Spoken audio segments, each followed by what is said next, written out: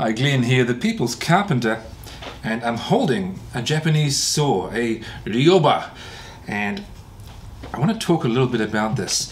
You remember in my initial unboxing of what I was told was a tenon saw and I immediately saw was not, it wasn't a tenon saw, but I do need a tenon saw because I've got another project on the go which you'll see shortly when that video is finished, and I'm cutting a tenon, and I didn't want to wait for that tenon saw to arrive, so I decided to unbox this, which I had sitting around waiting for an unboxing.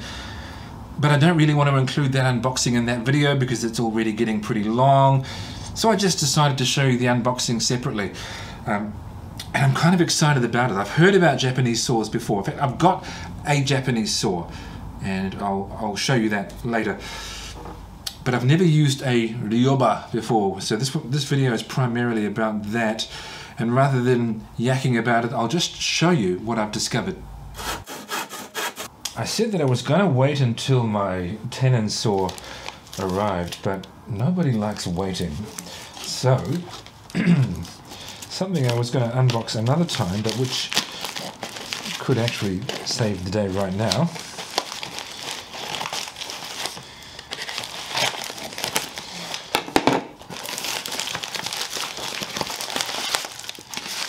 Here's a couple of items here.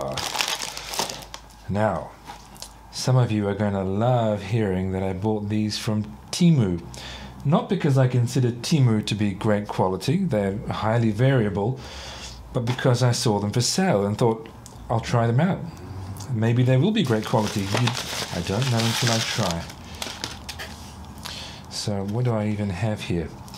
So these are both apparently varieties of flush cut saw, and I guess they can call them that because neither of them have a rigid spine, which is what would stop the saw from being a flush cut saw. And you can see on the saw there's a on the packaging is a picture of a guy with a couple of, is it a cello and a violin? So is that their way of saying this is for instrument makers? I suppose it is.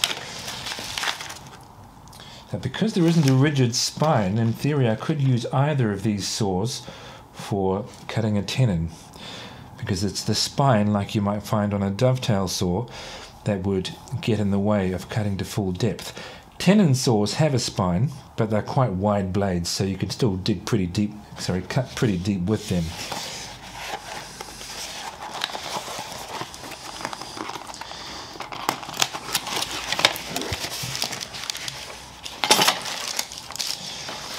This is a much larger saw. This is, it doesn't say so on the packaging, but this is a style of saw called a Ryoba. A lot of Americans say Ryoba, but it's a Japanese saw, so you should pronounce it like a Japanese person. Where the Y doesn't say I, it says E. And a Ryoba saw has two different types of teeth on it. On one side you can see there those triangular teeth that are slanted to one side. Okay, one of those pieces of Rimu that I didn't use, I'm going to be using here.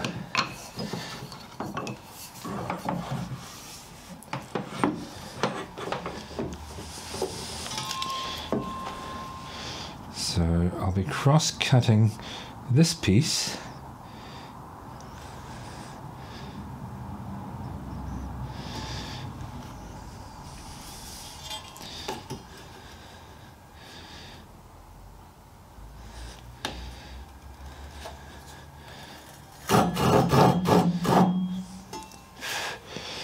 Now I haven't cut that quite square, but that's not the saw's fault, that's my bad aim.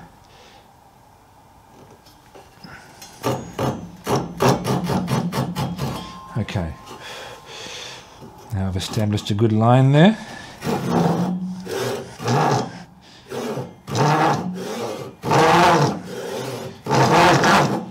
Right, slight physical difference in that you really feel the cut on the pull. This is how these saws work, of course.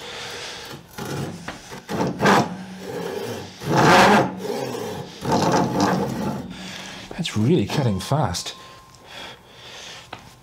like impressively so.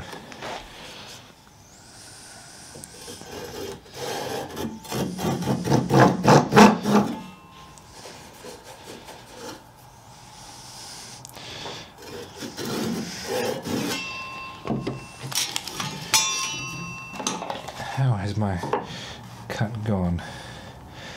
Right, that cut is exactly right angles, exactly at a right angle to the face of the board, so that went well. Right, now, even though I'm going to use the rip teeth, I will establish the cut with the smaller teeth of the crosscut saw. Oops, slipped on the surface there.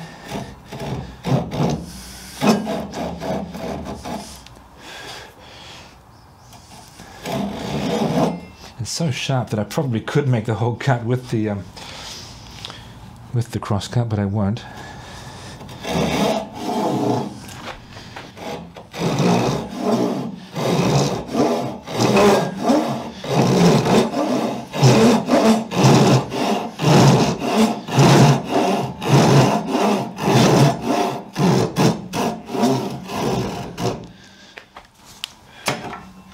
Oops, I didn't mean to break it off then, it just did because it was almost there. And that, even though that's not particularly fine there, but that's still a pretty nice cut, man. That was good.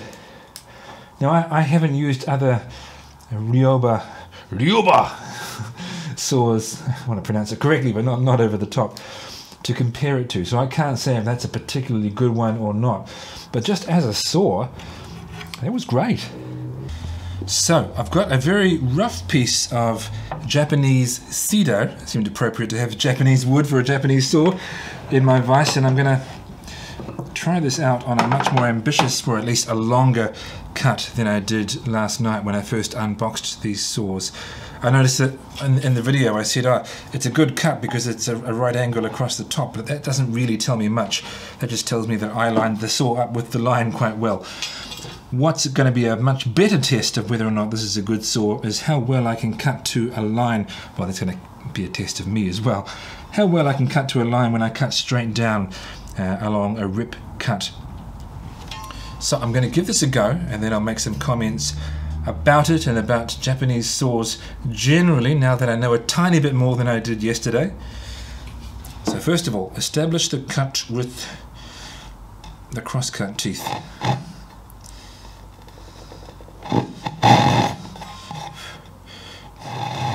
Now I've seen others do this, but it just feels really natural to do, and that is to when you're establishing the cut, or when you're just, in order to help hold the saw perpendicular straight up and down, rest a finger or a thumb right next to it. So let's see how we go.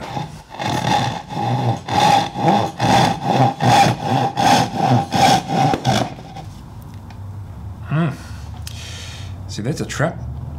I had my thumb too close to it, my finger too close to it, so that when the teeth began to get down to the level of the wood where my finger was sitting, I cut myself.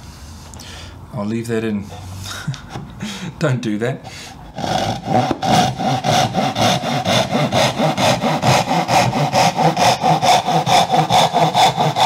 Now see, I'm wandering from my line.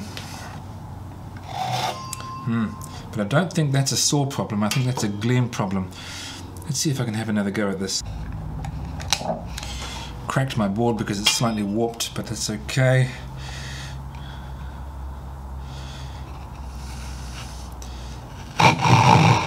Now I'll remember to move my finger away when the blade starts to reach where my finger is sitting.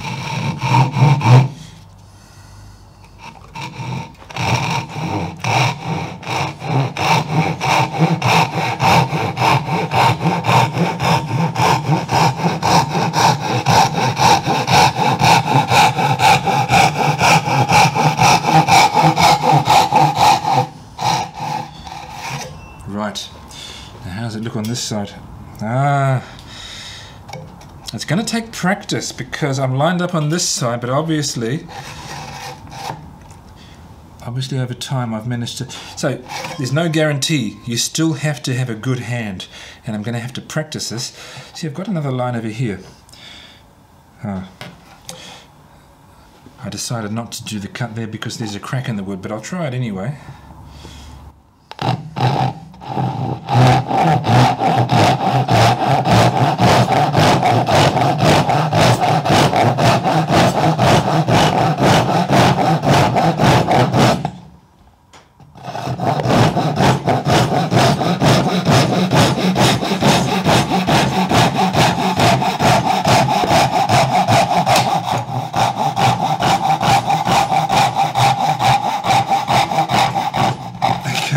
It's probably the best cut so far, actually.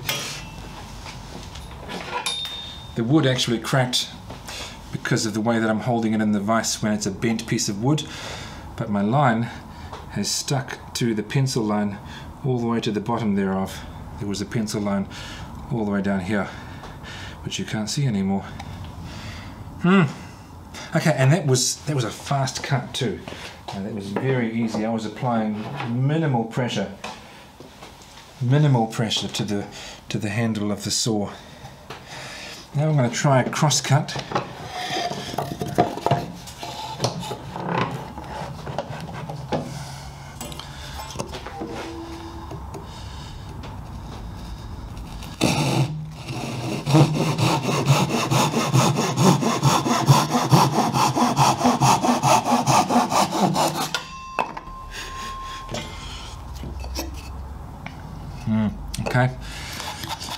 Okay, very easy cuts to make. You do have to just line up the saw. But see, the one thing that I was worried about when I saw these saws initially, I was thinking, there's no spine. How could you possibly keep the blade rigid when making a cut? But you know, my error there was thinking about this like a push saw, which is the kind of saw that I was familiar with. And yeah, with no spine, trying to keep a push saw rigid as you push it through the wood might be difficult. But there's no such issue with this saw because you're pulling. You know, it's like if you had a piece of string tied to something and you pull it, it's not going to be floppy, it's going to be tight, a straight line. And that's the way the piece of metal is going to be when you're pulling it out of a piece of wood. It's going to be tight. There's no issue of rigidity there whatsoever. Japanese saws come in three broad types. Now this is a Ryoba. Any saw that has teeth on both sides and therefore no spine, any pull saw like that is a Ryoba style saw. Now the other one that I bought in that unboxing is of a broad type called Kataba. Now that is where there is no spine still, but there are teeth on one side only, and that's useful for, or generally speaking, using it as a cross-cut saw. I was trying to think of what might be a Western equivalent, and I think perhaps a saw called a carcass saw seems most like this. Maybe not this individual saw in my hand because it's so small, but you can get larger Kataba saws, and basically a large handheld cross-cut saw is what a carcass saw is in terms of Western saws. And then, also, I look back at the packaging of both of these, and they're both referred to as flush cut saws. Now, not all Ryoba and not all Kataba saws are flush cut. These are called flush cut because there's no set to the teeth. You know, when one bends that way and the other bends, the next one bends the other way. They're all just straight, which means that you can, say, cut off a dowel like so with the saw cutting flush without scratching your bench top, because there are no teeth sticking downwards. And the third broad type of Japanese saw is one that I already have, called a dozuki. Now this is a very small dozuki, but a dozuki saw is one that has a spine and teeth on only one side, usually very fine. This is a very fine saw, and it's basically a dovetail saw. This particular one is not really a dovetail saw. This is sold by a guitar tool manufacturing company called Hosco, and it's sold for the purposes of cutting guitar fret slots, which is why I have this one. But the dovetail saws are usually a bit larger than this and a bit longer. You could use this one for dovetails, but they'd be quite small. I do intend to at some point get a larger Kataba and Dozuki saw. But I have to say, you know, my imperfections in the cut notwithstanding, but that's nothing to do with the quality of the saw, I really like these.